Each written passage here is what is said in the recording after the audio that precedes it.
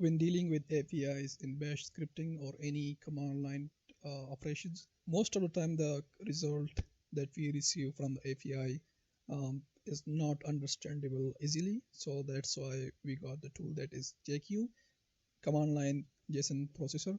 So in this video, I'm going to demonstrate that to send a basic API call, we are going to be using the dummy JSON.com dummy JSON endpoint. So let's use scroll to send request to this endpoint, that is JSON dummy JSON.com/products, that is returning some dummy products details. And you can see the result is quite complex to understand, like what is going on here. To like prettify this and display it the way like the JSON looks like in the command line, we have the tool that is JQ.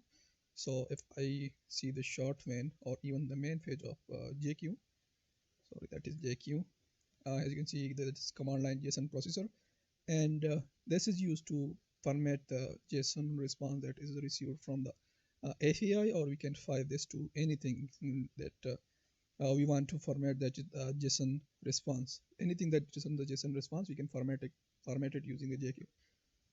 So to do that, we will just file the command that we executed, and we will file that to JQ.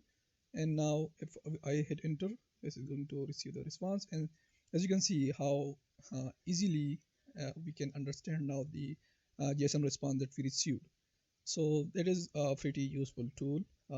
Let's try that with another endpoints on the dummy JSON.com, that is, I guess, users. And if I hit enter, this is going to receive the users details in a formatted way. And if I remove the JQ from here, you will see that how it's look like a garbage. It's not easily understandable by humans. We might try to extract this by just copying it into another JSON file and then reading it from that way.